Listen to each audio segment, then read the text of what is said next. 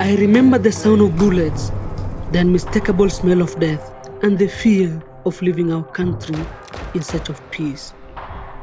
My parents were leaving the people and the land they loved so much. It must have been terrifying to take on a journey not knowing how it will go. When we finally arrived at the camp, it was nearly an hour to reach school every day, and the classroom was so hot because there were so many of us. The school had a big laboratory, but there was no equipment, so we had to answer practical questions from theory and learn science without being able to experiment. It was not easy, but then I became friends with the top student in our class. She was so encouraging, asking me not to give up.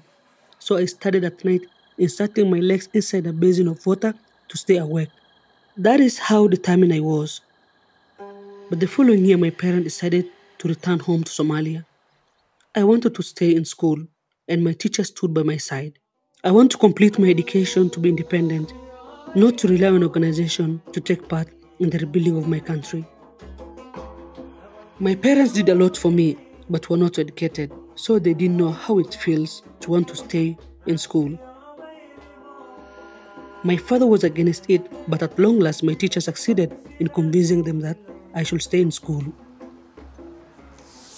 Today, as I'm about to find out my exam results, I just hope I will get the grades for scholarship so I can get resettled and be an agent of change for myself, my family, and my country.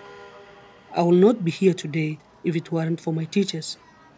I wanted to get a scholarship in Canada, but it was so competitive.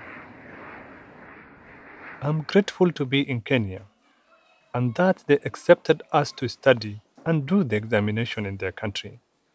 But sometimes I wonder what the world, even this country, looks like beyond the walls of Dadaab. I always imagine what it is like to see a mountain or a river, maybe one day. But today, it's about how I can support my students, my daughters, and communities. Maybe this is the true job of a teacher. I try to focus on this and not the $100 per month salary I receive after working so hard all these years. One day, I hope to return home. I want to help develop my country and I will not give up.